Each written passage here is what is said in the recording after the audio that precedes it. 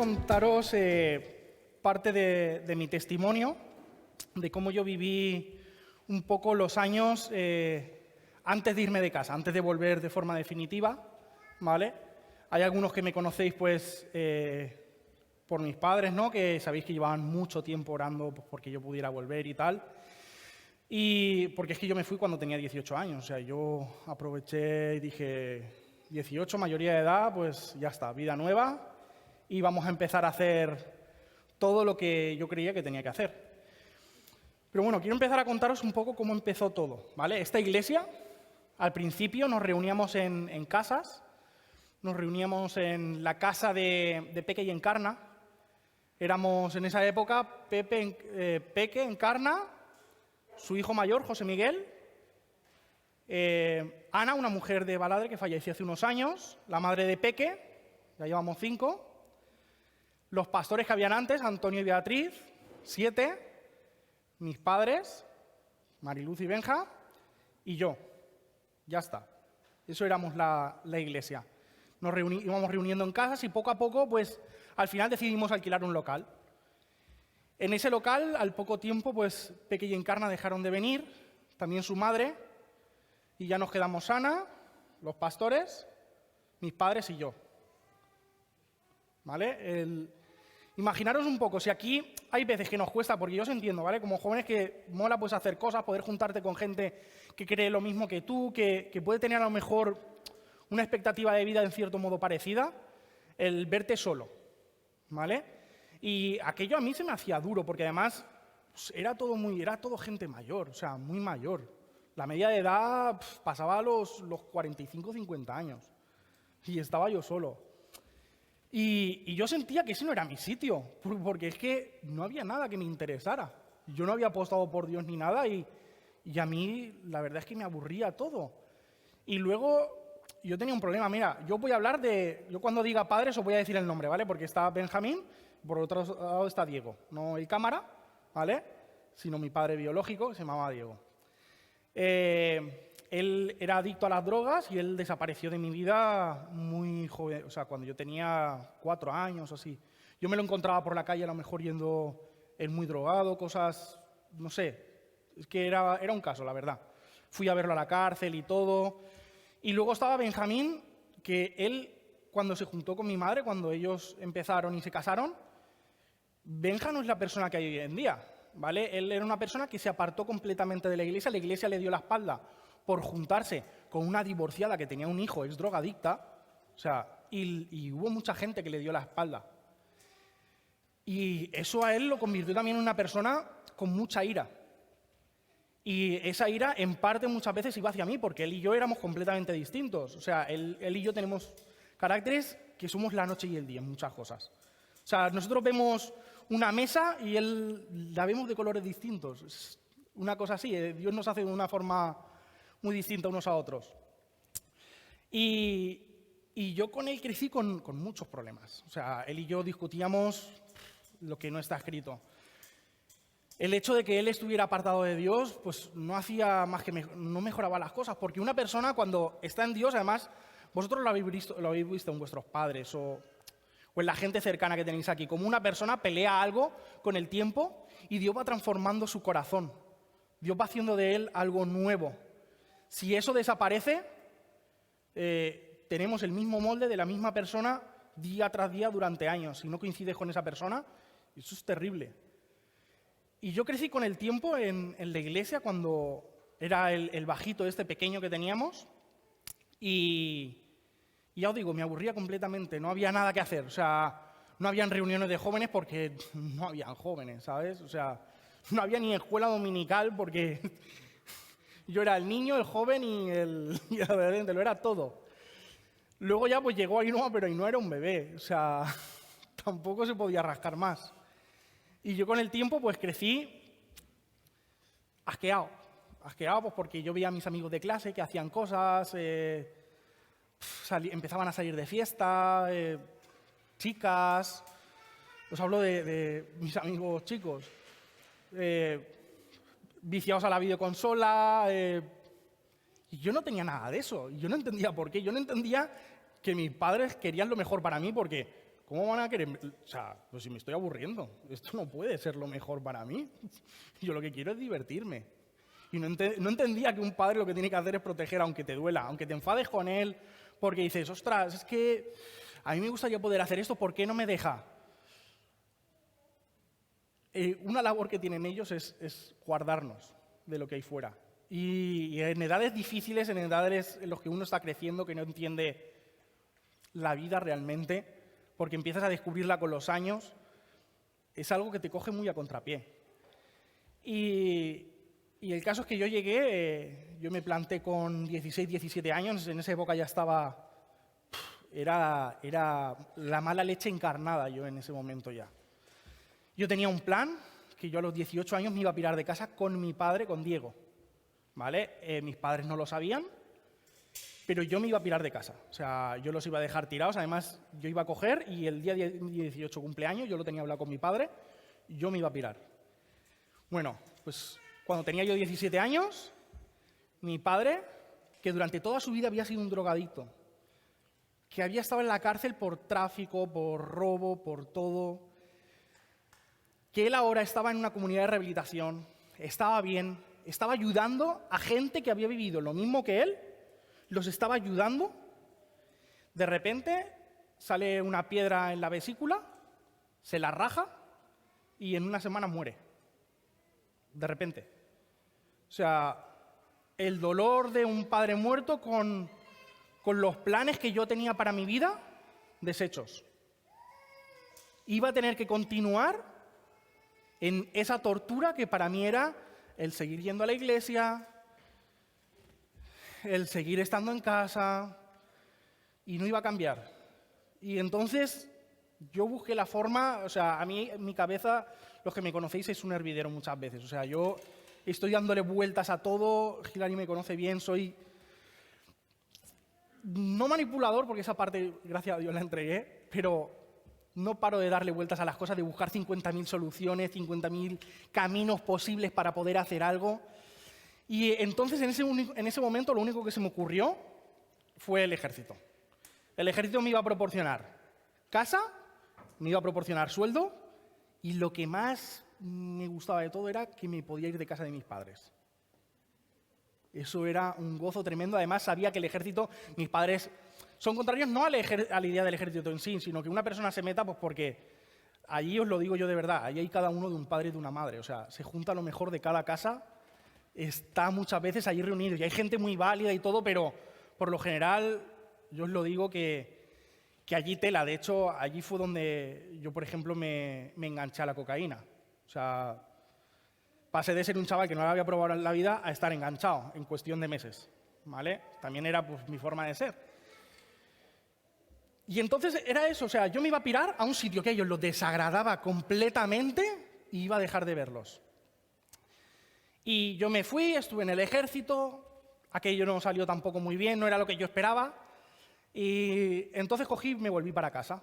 O sea, imaginaros la idea. Yo estaba esperando juntar un poco de dinero para volver a pirarme, pero tuve que volver a casa. O sea, si yo con 17, 18 años yo era un manojo de mala leche, cuando volví con 21, o sea, era la maldad encarnada. Y yo me peleaba con mis padres, pero hasta puntos que no os podéis imaginar. Y de hecho, yo cuando me fui con 21 no es que me fuera por mi propio pie. A mí me echaron de casa. Y me echaron porque es que un día tiré a pegarle a Benja, simplemente. O sea, yo tenía ya los cables tan cruzados que a mí me daba igual todo. Y el caso es que me fui y empecé otra vez, pues, con toda la vida esta que yo quería, ¿vale? Pues mi play, salir de fiesta, chicas, conoces a una chica, pues aquí te pillo, aquí te mato, drogas, pues ¿por qué no? Me iba a la plaza, fumarme la vida con mis colegas, y era como, wow, o sea, estoy viviendo el sueño, y por mucho que yo veía, decía, vale, pero esto, el mes que viene, ¿cómo va a ser mi vida? Cuando te daba por pensar que te pones filosófico en algún momento, ¿qué va a ser mi vida? ¿Y dentro de 2 meses? O sea, ¿y dentro de 1 año? ¿Va a bajar alguien con una varita mágica? ¡Ah! Toma, coche, casa, familia, bien, todo. No, mi vida aspiraba solamente a eso. Y yo en esa época pues empecé a salir con una chica Y esa chica, después de tiempo, ella viéndome igual, les pasa como les pasa a muchas chicas, además siendo jóvenes, que ven a un chico pues, que está un poco reventado y creen que ellas lo pueden arreglar. La verdad, eso ocurre mucho. Por eso, cuando juntáis y veis que chicas con 14, 15 años y dices, pero a ver, esta chavala que parece una buena chica, todo, ¿por qué se va con el fumeta, con el nini? O sea, ¿qué es lo que aspira en...? Creen que pueden cambiarlo, ¿vale? Y el tío, pues contento, está. Y ella al final me preguntaba, ¿pero qué metas tienes tú? Después de estar tiempo juntos y ver que por más que lo intentaba no cambiaba ni para atrás, porque no es algo que pueda hacer una persona desde fuera. Y yo simplemente me quedaba pensando. A mí era una pregunta que me partía la cabeza. Porque yo decía, ¿qué metas tengo yo en mi vida? He estado en la iglesia, pero no estaba, o sea, solamente era un asistente. Yo estaba ahí sentadico, sin hacer nada, sin involucrarme en nada. Sabía que la iglesia en la que existía de más joven ahora había cambiado bastante el rollo, pero tampoco me importaba porque al final yo tenía un problema, que eran mis padres. Y no es que el problema fueran mis padres, el problema era yo. ¿Sabéis? Porque todos en esta vida tenemos, por así decirlo, como una fuente de dolor. Algo que para cada uno es distinto, pero que es lo que a nosotros nos produce los cambios a peor. Puede ser una mala relación con tus padres, puede ser lo que te hayan hecho en el instituto, puede ser algo que te haya hecho un familiar en concreto, puede ser el cómo tú te hayas sentido respecto a tu soledad y demás, pero todos y cada uno de vosotros tenéis una fuente de dolor, una fuente que al final produce odio y vosotros sabéis cada uno cuál es. Y el problema es cuando dejéis que eso anide en vosotros porque solo produce más odio. Y el odio os envenena. A mí, hablar de mis padres me producía, os lo prometo, dolor físico. O sea, a mí en el corazón me quemaba, pero me quemaba a un nivel de cuando has comido 3 kilos de picante y pues lo mismo pero en el corazón. Y era una cosa que me daba rabia, impotencia. No había nada. Eso condicionaba mi forma de pensar respecto a todo. Porque una vez que dejas que el dolor y el odio anide, eso solamente va a más. Porque al que pudre es a ti. Tu odio no está afectando a la otra persona. Tu odio no está haciendo que la vida de alguien externo a ti cambie en ningún sentido. Tu odio te está afectando a ti por dentro. Y con todo eso, yo crecía como una persona con el corazón roto, por lo que fuera, ¿vale? Y venía la pregunta de esta chica y me decía, pero ¿tú qué es lo que aspiras en tu vida? O sea, ¿cuál es tu meta? ¿Qué es lo que quieres hacer? Y mi respuesta siempre era el silencio, ¿vale? No había nada. Porque incluso aunque pudiera pensar, no, yo algún día me quiero casar, yo algún día quiero formar una familia, no habían planes para poder hacerlo, ni nada. Pero aún así, yo pensaba y yo decía, vale, pero ¿y qué? Porque aunque yo consiga esto, voy a seguir igual por dentro. O sea, es que esto de aquí no va a cambiar. Yo pensaba que dejar de vivir una vida de iglesia, una vida religiosa, para vivir una vida súper guay con mis colegas, iba a ser lo mejor del mundo. Y eso iba a ser una fiesta todos los días y iba a encontrar mi plenitud, me iba a poder realizar. O sea, y al final estaba igual, por dentro. Al final es que por más que quería, no había nada que me llamara, no había nada que me atara a este mundo siquiera. O sea, yo llegué a pensar en el suicidio muy seriamente, lo que pasa es que a mí también, pues, la educación cristiana que se me dio desde niño, sabía dónde iba. Yo aunque yo no quería saberme nada de la iglesia, yo creía en Dios. Y yo sabía que al final el premio era ese, por así decirlo. Y ni para eso valía. Ni para eso. Entonces, ¿qué es lo que iba a ser de mi vida? Y ahí es donde entra muchas veces, que os lo he dicho, cosas que yo vi en gente que a mí me hicieron decir, vamos a dar una segunda oportunidad. Porque yo estaba perdido completamente. Y yo me podía haber muerto de 1000 maneras distintas. Yo he ido un domingo a las 10 de la mañana con colegas en un coche conduciendo en contradirección, completamente drogados. De esas he hecho 1000. Meterme en sitios que no me tendría que haber metido, ya sea por drogas, por dinero, y podía no haber salido vivo de ahí. Y echo la vista atrás y Dios me ha guardado de tantísimas cosas. De tantísimas. Y hasta que un día puso en mi camino otra vez a Benjamín. Porque esa persona a la que yo tanto odiaba, al final, después de que me comiera el tarro, yo tenía claro que esta persona, ¿qué es lo que ha pasado con él? Y mis hermanas eran las que me decían, no, él ha cambiado completamente. Y yo les decía, darme 5 minutos con él, y os lo vuelvo a presentar al hombre que es realmente.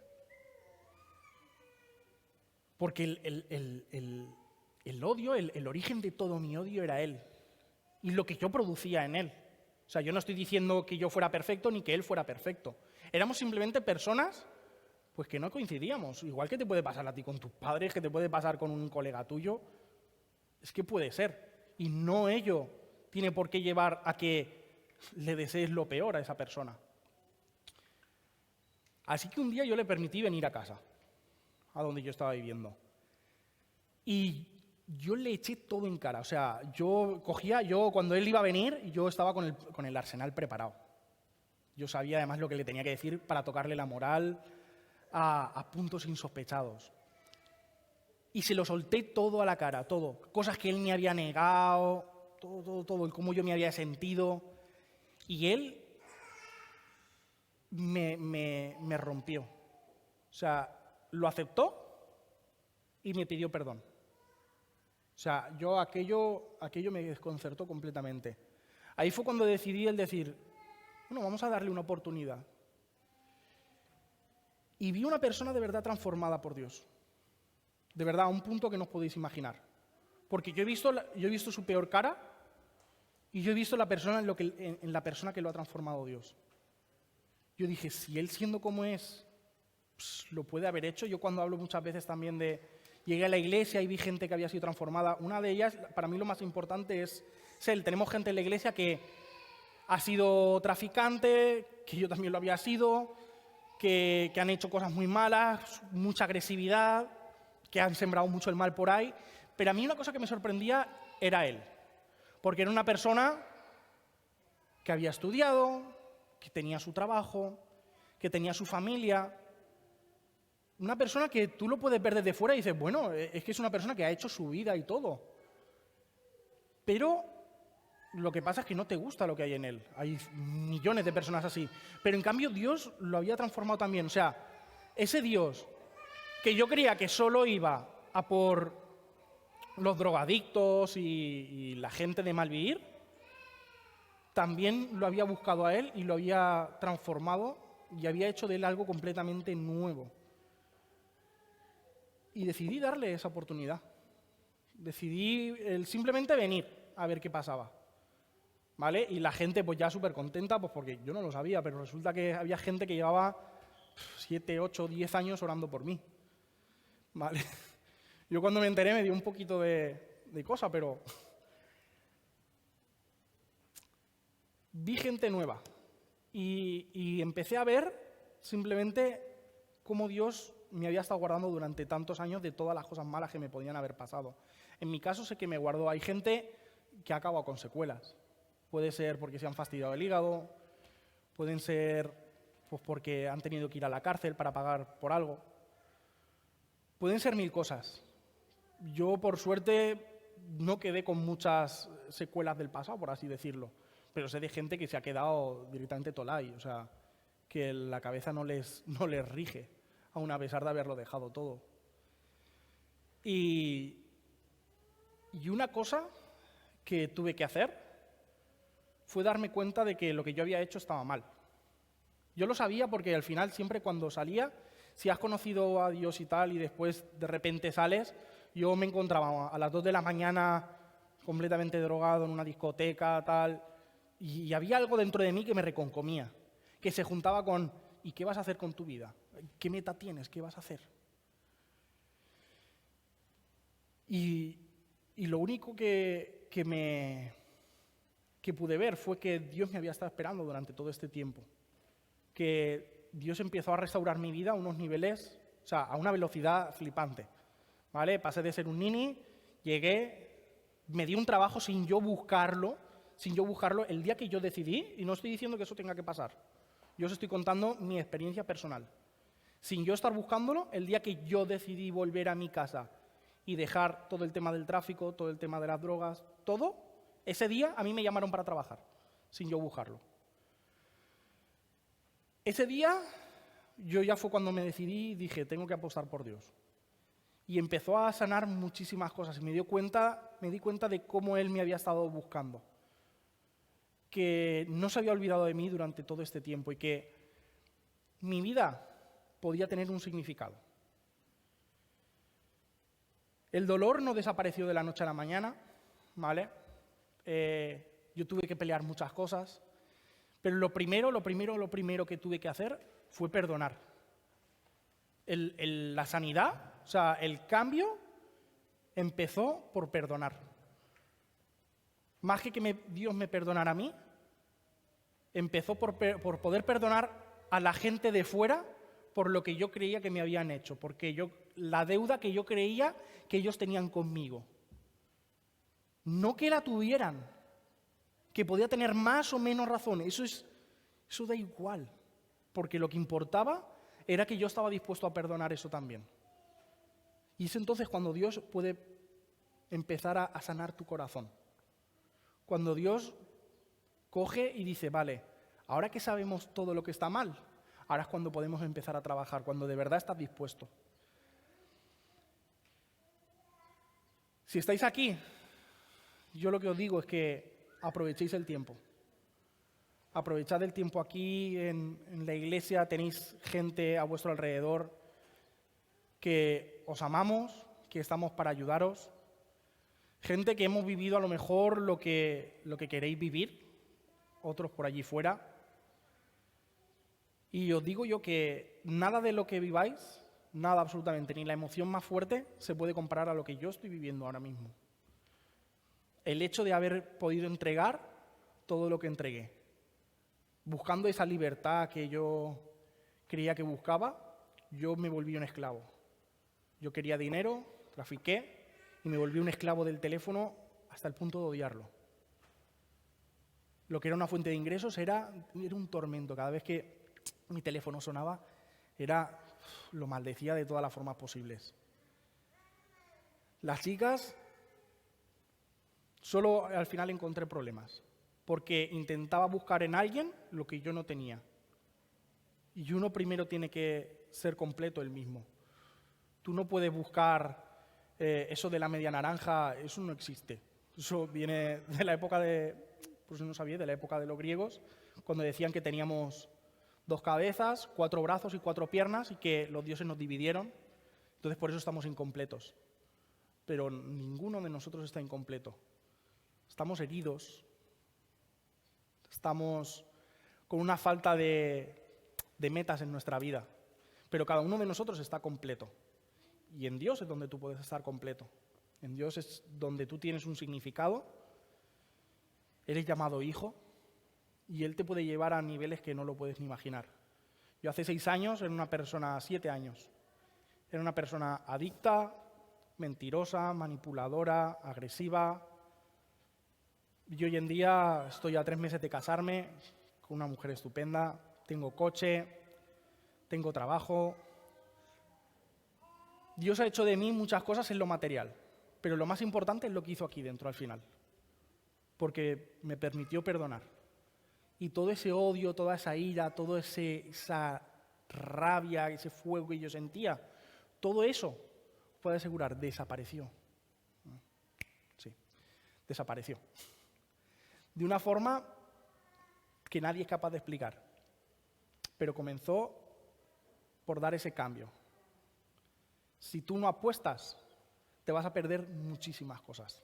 ¿Vale?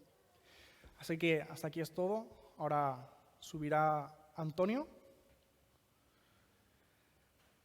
para acabar de rematar esto. Muchas gracias.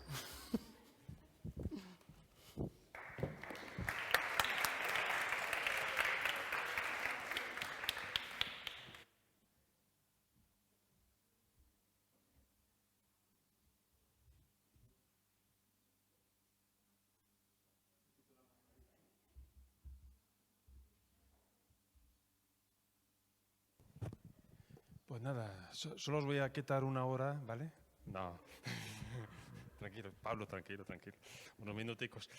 Muy bien, quisiera justo leer unos versículos. ¿Conocéis la parábola de la oveja perdida? ¿Sí? Venga, pues la vamos a leer ahí en Lucas 15. Dice lo siguiente: se acercaban a Jesús todos los publicanos y los escribas murmuraban. Y todos los pecadores se habían acercado para oírle. Y Jesús lo criticaban y decía, con esto se está comiendo. Entonces él les refiere esta parábola y les dice, ¿qué hombre de vosotros, teniendo 100 ovejas, si pierde una de ellas, no deja las 99 en el desierto y va tras la que se perdió hasta encontrarla? Y cuando la encuentra, la pone sobre sus hombros gozoso, y al llegar a casa reúne a sus amigos y vecinos diciéndoles, gozaos conmigo, porque he encontrado mi oveja que se había perdido. Os digo que así habrá más gozo en el cielo por un pecador que se arrepiente que por 99 justos que no necesitan de arrepentimiento. Me hizo pensar un poco en lo que iba contando en esta parábola y lo hemos cantado también en la última alabanza. Lo de Jesús es Él que viene a nuestro encuentro, ¿no? O sea, nadie busca a Dios, realmente, ¿eh? Cuando uno dice, tengo así como ganas de buscar a Dios, me hago preguntas, me planteo preguntas, no, es Él que viene y que hace toc, toc, que viene hacia ti. Y aquí, cuando tenía vuestra edad y había leído esta parábola, yo pensaba que la oveja mala era la que se había perdido. Pero si te fijas bien en lo que hemos leído, no es la peor.